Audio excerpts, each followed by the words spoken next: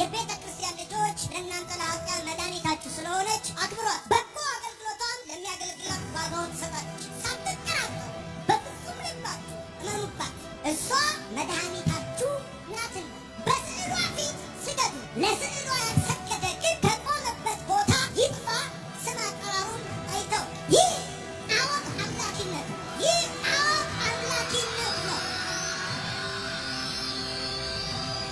ማርያም ነፍሴ ጌታዬና መድኃኒቴን ታከብረዋለች አለች እንጂ በየትኛውም የመጽሐፍ ቅዱሳችን ክፍል የእግዚአብሔር ቃል ማርያምን መድኃኒት ብሎ ሲያስተምር አንመለከትም። የእግዚአብሔር ቃል እንደ እግዚአብሔር ቃልነቱ ከዘፍጥረት እስከ ዮሐንስ ራእይ እርስ በርሱ አይጋጭም። የእግዚአብሔር ቃል ዘፍጥረት ላይ የገነባውን ራእይ ላይ አያፈርስም። ዘዳግም ላይ የተናገረውን ማቴዎስ ላይ አይክደውም። የእግዚአብሔር ቃል በመንፈስ ቅዱስ ምሪት የተጻፈ ስለሆነ አንድ ቦታ እውነት የሆነ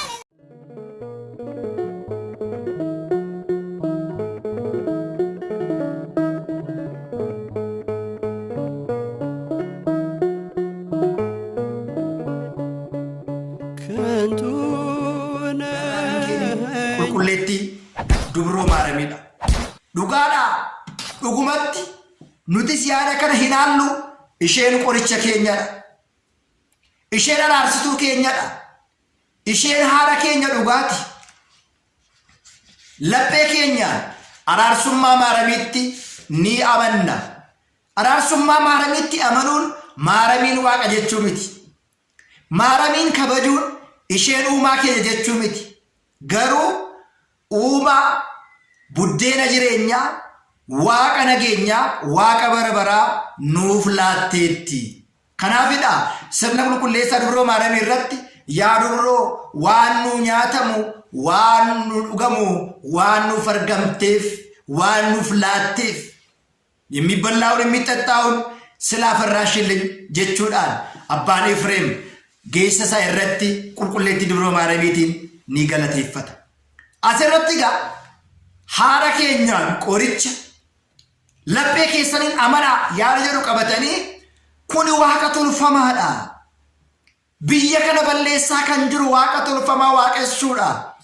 Maaramiif kabaja kennuun waaqa tolfamaatti waaqessuudha jechuudhaan yaada kaase namichi dhuunfaa kun amantaa kana bakka hin buune. Erga bakkasiis kan hin qabne kun yeroo dubbatu abbaan keenya abbaan Abrahaam maal jedhanii qulqulluu abbaa Abrahaam isin warri amantoota haaraa taatan warra yeroon isin fide warri barri isin fide warri guyyaan isin fide tasgabbaa warra akkasii kana warra amantiif amantii walitti naqee sabaaf saba walitti buuse yaada amantaa fakkeessee siyaasa hojjetu kana mootummaan tasgabbeessuu qaba jechuudhaan kaane keessumaa kabaja keenya warra tokko callisnee ilaaluu kan hin dandeenye. Warra kabaja mana kiristaanaa tuqan yeroo hundumaa callisnee taa'uu laaluu hin dandeenyu maatiiwwan Waaqayyo. Kanaaf amantaa dhuunfaa keenya qabaachuu dandeenya. Abbaan fedhe namni fedhe waan barbaadeef fedhuu amanuu danda'a. Nurraa kan eegamu ga'een keenya wangeela dhugaa barsiisuudha.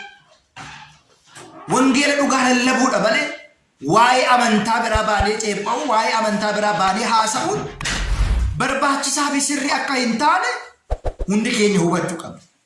Isinis warri daangaa amantaa namaa ceetanii waa'ee amantaa namaa dubbattanii fi waa'ee namaa haasoftan harraa qabdanii afaan keessan sassaabbattanii taa'uun barbaachisaa ta'a jechaadha. Egaa akka barbaade dubbanna qarshii qabna, deeggarsa qabna, namoonni deeggaru, aangoonni tokko tokko nu deeggaru, akka barbaadan baanee amantaa abbaa barbaannee kaasnee kuffisnee abaarree akka barbaanne gochuu dandeenya jettanii warri abdattanii kaatan humni kan Waaqayyoodha. Irreen kan Waaqayyooti. Namni dubbachuu baate Waaqayyoon hin dubbata. Kanaaf egaa qulqulleettiin dubroo maaramii galanni ilma isheefis haa ta'u isheen waaqa tolfamaa miti. Biyya keenya balleessaa kan jiru waaqa tolfama waaqessuu miti. Kunoo warra akka jara kanaa otoo wangeela hin beekin warra isaan duukaa jiran burjaajessuu fi warra isaan duukaa jiru warra raateessu jecha hin taane siyaasa hin taane laphee isaanii kallattii hin taanetti warra geessu kanadha warri waaqa tolfama waaqessanii biyya kana balleessaa jiran warra kabaja waaqayyoo hin beekne warra kabaja qulqullootaa hin beekne warra ulfina hin qabne warra waaqayyoon isaan kabaje hin kabajne warra waaqayyoon warra file hin fille hin jaalanne kana diinota qulqulloota diinota maaramii fi diinota fannoo diinota waayidoo warra ta'an kanatu waaqa tolfama waaqessaa jira malee manni kiristaanaa keenya maal akka isheen waaqessitu amantii ishii maal akka ta'e wangeelli ishii maal akka ta'e waa'ee maalii akka isheen lallabdu manni kiristaanaa keenya bal'inaatiin tolchitee bareechiteetu beekti maatiiwwan waaqa. Egaa jara kana keessa amantaa kana keessa namoonni qajeeloon jiru namoonni gaggaariin jiru fakkeenya guddaa nuu ta'an baay'oon isaanii jiru ulfina isaanii qabatanii amantaa garaa garaa keessa seeraan heeraatiin waan amantii jedhu bichaa qabatanii kan lallaban kan barsiisan seera kan qaban manni kiristaanaa keenyas fakkeenya guddaa kan isaan godhatu namoota baay'ee jira. Garuu namoonni tokko tokko warri garaan bitamanii warri qarshiidhaan machaanii warri uummata kana burjaajessanii kallattiin taanetti geessanii ofii galii addaa argachuudhaaf uummata kana akkuma barbaadan godhan garuu mana kiristaanaa keenyas amantaa isaanis bakka hin buune yeroo har'aa kana ba'anii jibbiinsa mana kiristaanaa keenyaa qabaniif jibbiinsa mana kiristaanaa keenya qaban ifatti baasanii haasaa dubbachaa jiru. Otoo nuti waa'ee namaa ba'ee dubbate ta'eeti yoo na waa baay'ee ta'a. Samiin kun gadi siqee lafti kun ol baatu. Garuu namoonni baay'een keenyuma ta'anii akka kennaa akka tsaggaa yookiin immoo akka eebbaatti akka badhaasaatti abaarsa kana arrabsoo kana fudhatan baay'ee isaanii jiru. Maatiiwwan waaqayyo. Kanaaf egaa haati keenya qoricha keenyadha. Dhuguma nuti itti amanna araarsummaa ishiitti ishiin waaqa miti jennee waaqa jennee otoo hin ta'in waaqa nuuf deesse. Nyaata nyaatamu buddeen nyaatamu nuuf laatte. Kiristoosin dhugaa nuuf deesse. Kanaaf maaramiin ni kabajna. Maaramiin ni jaalanna. Kabaja haadhummaa kabaja kennaa immoo akkuma ergamaan ishee galateesse akkuma ergamaan ishee kabaje nutis ishee kabajna malee maaramiin waaqadha jennee kabaja waaqummaa isheedha kennaa hin jiru. Kan waaqessinu waaqayyo qofa.